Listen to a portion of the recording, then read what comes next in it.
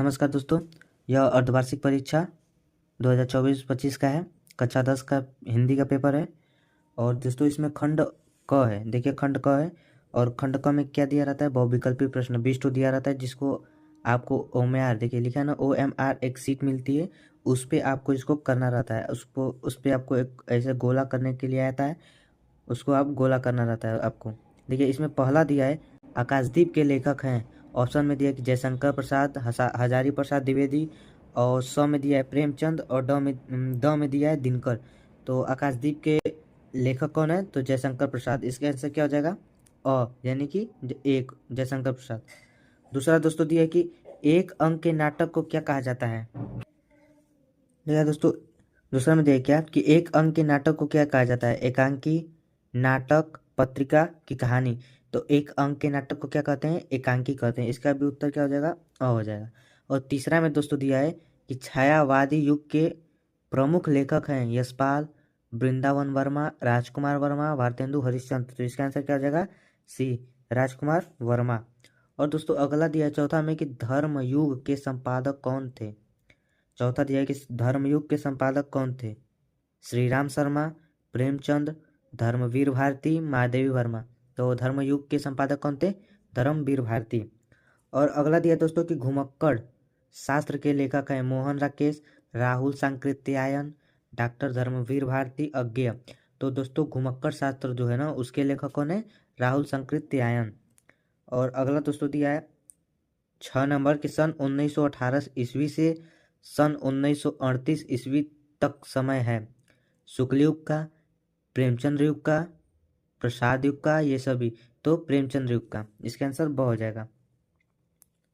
7वां दिया है दोस्तों श्री कृष्ण गीतावली के रचयिता हैं तुलसीदास, सूरदास, भूषण, भारतेंदु हरिश्चंद्र। तो श्री कृष्ण गीतावली के लेखक हैं तुलसीदास। इसका आंसर भी अ हो जाएगा। 8वां दिया है दोस्तों कि रीतिकाल के वीर रस के प्रसिद्ध कवि हैं घनानंद, भूषण, बिहारी, सेनापति। तो इसका आंसर क्या हो जाएगा? बिहारी, यानी कि सी।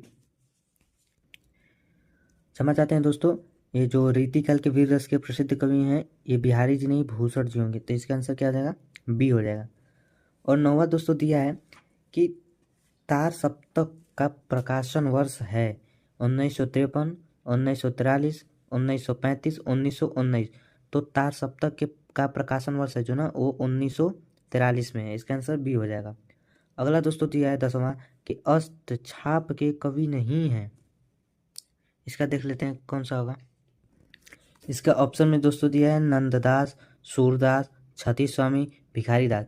दोस्तों क्वेश्चन में पूछा था कि अष्टछाप के कवि नहीं है, क्योंकि बहुत सारे लड़के हैं बस देखेंगे अष्टछाप के कवि तुरंत मार देंगे सूरदास, तो वो गलत हो जाएगा, वैसे ही गलत हो जाएगा। तो उसमें पूछा है कि नहीं है, तो नंददास जी हैं, सूरदास जी हैं, छती स्वामी जी हैं, भिखारी दास जी नहीं हैं। और 11वां दिया है दोस्तों कि रामचरित मानस में कुल कांडों की संख्या है 8, 7, 9, 6। तो रामचरित मानस में कुल कांडों की संख्या कितनी है? 7। और दोस्तों अगला दिया है 12 नंबर के संत कबीर की रचना है दोहावली, गीतावली, प्रेम सरोवर या बीजक। तो साकी, शबद, रमणी, बीजक, यानी संत कबीर की रचना कौन है? बीजक। और अगला दोस्तों दिया है 13वां दिया है कि भूषण किस युग के कवि हैं? आदिकाल, रीतिकाल, भक्तिकाल, आधुनिक काल। तो जो भूषण जी हैं वो रीतिकाल के कवि हैं। और 14वां दोस्तों दिया है कि चरण कमल बंदो हरिराई में किस अलंकार की अभिव्यक्ति हुई है? उपमा, उत्प्रेक्षा, श्लेष्म, रूपक। तो इसमें दोस्तों रूपक अलंकार की अभिव्यक्ति हुई है। दोस्तों वीडियो को लाइक और चैनल को सब्सक्राइब कर दीजिएगा। और 15 नंबर दोस्तों दिया है कि अभिवादन शब्द में उपसर्ग है अभिवादन, वाद, इनमें से कोई नहीं। तो अभिवादन में उपसर्ग है अभि। और दोस्तों 16 नंबर दिया है कि पीताम्बर में कौन सा समास है? कर्मधार है, द्वंद्व, तत्पुरुष, बहुव्रीहि। तो दोस्तों पीताम्बर में बहुव्रीहि समास है। और अगला दिया दोस्तों 17वां कि तालाब शब्द का तत्सम शब्द है समुद्र, झील, तड़ाग, महासागर। तो जो तालाब शब्द का तत्सम शब्द होता है दोस्तों वो तड़ाग होता है। और अगला दोस्तों दिया 18 शंभु, शिव, पशुपति आदि हैं विलोम, पर्यायवाची, उपसर्ग, प्रत्यय। दोस्तों एक के जो अनेक अर्थ होते हैं, जैसे शंभु, शिव, पशुपति, जैसे अनेक अर्थ है, इसको पर्यायवाची शब्द बोलते हैं। और दोस्तों 19 दिया है कि वाक्य के कितने तत्व हैं? 8, 7, 5 4, तो वाक्य के कितने तत्व हैं? 4। इसका आंसर क्या हो जाएगा? डी हो जाएगा। और दोस्तों 20वां दिया है कि निम्नलिखित में कौन सा संबंध बोधक अव्यय नहीं है, आगे पीछे तक वहाँ, तो इसको तक मार लीजिएगा। और दोस्तों आ जाता है अगला हमारा खंड ख आ जाता है। और खंड ख में क्या देता है दोस्तों? खंड ख में पहला दिया है प्रश्न कि निम्नलिखित गद्यांश पर आधारित प्रश्नों के उत्तर दीजिए। इसमें दोस्तों 2 दिया रहता है, जैसे कि देखिए एक ये दिया है और एक अथवा में करके दिया रहता है। तो आपको इनमें से किसी एक को करना रहता है, क्योंकि दोस्तों जो अथवा में दिया है या तो उसको कीजिए या तो इसको कीजिए, आपको जो आ रहा है उसको कीजिए। जैसे देखिए इसमें पहला में दिया है कि काशी के उत्तर में धर्मचक्र बिहार मौर्य और गुप्त सम्राटों की कीर्ति का खंडहर था। मग्न चूड़ा तृण गुल्मों से ढके हुए प्राचीर नहीं दोस्तों, प्राचीन ईंटों के ढेर में बिखरी हुई भारतीय शिल्प की विभूति ग्रीष्म रजनी की चंद्रिका में अपने को शीतल कर रही थी, जहाँ पंचवर्गीय भिक्षु गौतम का उपदेश ग्रहण करने के लिए पहले मिले थे। उसी स्तूप के भग्नावशेष की मलिन छाया में एक झोपड़ी के दीपालोक में एक स्त्री पाठ कर रही थी। अब दोस्तों इसमें दिया है कि पाठ कर रही थी दोस्तों, ये कुछ करके दिया है एक श्लोक टाइप का। और देखिए प्रश्न पूछा है कम कि उपयुक्त गद्यांश का संदर्भ लिखिए। दोस्तों आपको गद्यांश में संदर्भ लिखने के लिए आता है और आपको ऐसे एक दे देगा, और इसमें क्या करना रहता है कि ये आपको बताना रहता है कि किस पाठ का है और इसके लेखक कौन है। गद्यांश रहेगा तो लेखक, और पद्यांश रहेगा तो इसके कवि लिखेंगे। ठीक है, तो अब इस गद्यांश के लेखक कौन है और ये किस से उद्गृत है? तो दोस्तों ये ममता जो है, जो जयशंकर प्रसाद की ममता नामक है, वो इससे उद्गृत है। और तो इसका गद्यांश संदर्भ कैसे लिखेंगे कि उपयुक्त गद्यांश हमारी पाठ्य पुस्तक हिंदी के ममता नामक पाठ से लिया गया है, जिसके लेखक कौन है? जयशंकर प्रसाद जी हैं। इसको आपको ऐसे संदर्भ में लिखना है। और दोस्तों आगे देखते हैं क्या दिया इसके क्वेश्चन में। और आगे दोस्तों क्वेश्चन में दे रेखांकित अंश की व्याख्या कीजिए, यानी कि जो ऐसे रेखा खींचा गया था उसकी व्याख्या करना है। और ग में दिया है कि धर्मचक्र कहाँ स्थित था, तो धर्मचक्र कहाँ स्थित है दोस्तों? तो काशी में स्थित है, काशी की बात हो रही है यहाँ पे। और अथवा में करके दिया है दोस्तों कि बुद्ध के जीवन की घटना तो इन चित्र कथाओं में ही है, उनके पिछले जन्मों की कथाओं का भी इसमें चित्रण हुआ है। पिछले जन्म की ये कथाएं जातक कहलाती हैं, उनकी संख्या 555 है, और उनका संग्रह जातक नाम से प्रसिद्ध है, जिनका बौद्धों में बड़ा मान है। इसके पिछले जन्मों में बुद्ध ने गज मृग आदि के रूप में विविध योनियों में जन्म लिया था और संसार के कल्याण के लिए दया और त्याग का आदर्श स्थापित करते हुए बलिदान हो गए थे। अब दोस्तों ये अथवा में दे दिया है। अब देखिए उसमें भी हल्का हल्का बुद्ध का उस मिल रहा था आपको, इसमें भी बुद्ध, तो आपको ये भी नहीं कर देना कि ये भी ममता का है, गलत हो जाएगा दोस्तों। इसको आपको ध्यान से पढ़ना, अगर आप किताब को पढ़ें तभी आपको समझ में आएगा, इसलिए आपको किताब को पढ़ लेना ज़्यादा ज़रूरी है दोस्तों। ये जो है ना, ये शीर्षक लिखा है गद्यांश है, ये जो हमारी अजंता नामक पाठ है हिंदी के, उससे लिया गया है। और इसके लेखक कौन है? भगवत सरल उपाध्याय जी हैं। उपयुक्त गद्यांश का संदर्भ लिखिए, तो संदर्भ में क्या लिखेंगे? उपयुक्त गद्यांश हमारी पाठ्य पुस्तक हिंदी के अजंता नामक पाठ से लिया गया है, जिसके लेखक डॉक्टर भगवत सरल उपाध्याय जी हैं। और दोस्तों इसके अगला में दिया है कि रेखांकित अंशों की व्याख्या कीजिए, यानी कि जो ये रेखांकित अंश है, यानी कि जो जिस पे रेखा किया गया है उसको आपको व्याख्या करना है। और ग में दिया कि जातक कथाएं क्या है और इनमें किन योनियों के जन्म का वर्णन है। तो देखिए दोस्तों यहाँ पे लिखा है जातक उनके पिछले की जन्म की कथाएं जातक कहलाती हैं। और दोस्तों यहाँ पे लिखा है कि पिछले जन्मों में बुद्ध ने गज मृग आदि विविध योनियों में जन्म लिया था, उसको आपको यहाँ पे लिखना है। और दोस्तों देखिए 22 में आ जाता है, क्या आ जाता है? पद आ जाता है। और दिए गए पद पर आधारित प्रश्नों के उत्तर दीजिए। देखिए दोस्तों इसमें भी अथवा करके दिया है, यानी कि या तो आपको ऊपर वाला करना है या तो आपको नीचे वाला करना है, दोनों में से किसी एक को करना है। तो दोस्तों हम लोग ऊपर वाले कर लेते हैं। देखिए दीजिए शीश जटा उर बाहु विशाल बिलोचन लाल तिरछी सी भौवें होगा दोस्तों, भौवें तुम सरासन बान घरे तुलसी बन मार्ग में सुटी सो है। देखिए दोस्तों तुलसी आ जा रहा है, तो इसी तरह पता चल जा रहा है कि ये तुलसी जी का है। तो आपको पद्यांश में भी लिख लेना कि तुलसी इसके जो कवि हैं तुलसीदास जी हैं। पद्यांश का संदर्भ भी आपको लिख लेना है, जो ये रेखांकित अंश है उसकी व्याख्या भी करनी है। और ग्राम बधुए सीता जी से क्या पूछती हैं, तो देखिए यहाँ पे पूछती, ग्राम बधुए सीम सो कहाँ सावरे से सखी रावरे को हैं। यानी जो दोस्तों सखियाँ हैं, यानी कि जो ग्राम की बधुए यानी औरतें हैं, वो सीता जी से क्या पूछती हैं, तो राम जी के बारे में पूछती कि ये आपके कौन लगते हैं। और दोस्तों अथवा में लिखा है मेरे जीवन का आज मुख, ये आपको कर लेना है, देख लीजिए इसको। और दोस्तों आ जाते हैं हम लोग प्रश्न तीसरा पे। देखिए प्रश्न तीसरा क्या लिखा है कि निम्नलिखित संस्कृत गद्यांश में किसी एक का संदर्भ सहित हिंदी में अनुवाद कीजिए। अब दोस्तों इसको संदर्भ सहित हिंदी में अनुवाद करना है, तो संदर्भ में लिख लेंगे। देखिए वाराणसी, ये तो पता चल रहा है दोस्तों कि वाराणसी नामक पाठ से लिया गया है। और दोस्तों यह संस्कृत का है, तो इसमें क्या लिख लेंगे कि प्रस्तुत गद्यांश हमारी पाठ्य पुस्तक हिंदी के संस्कृत खंड के वाराणसी नामक पाठ से उद्धृत है। अब दोस्तों देखिए अब इसका अनुवाद कैसे करेंगे। देखिए लिखा है कि वाराणसी सुविख्यात है प्राचीन नगरी, यानी कि वाराणसी बहुत प्रसिद्ध प्राचीन नगरी है। और आगे दोस्तों लिखा है कि इयम विमल सलिल तरंगाय गंगाय कूले स्थिता, इसका मतलब कि यह स्वच्छ जल की तरंगों से युक्त गंगा के किनारे स्थित है।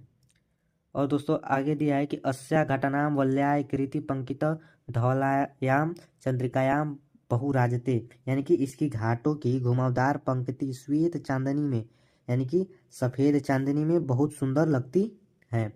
और आगे दोस्तों दिया है कि अगणित पर्यटकाय सुदुर्भ्य देशभ्य नित्यम अत्र आयान्ति अस्या घटनाच शोभा विलोक्य इमाम बहु प्रशंसति।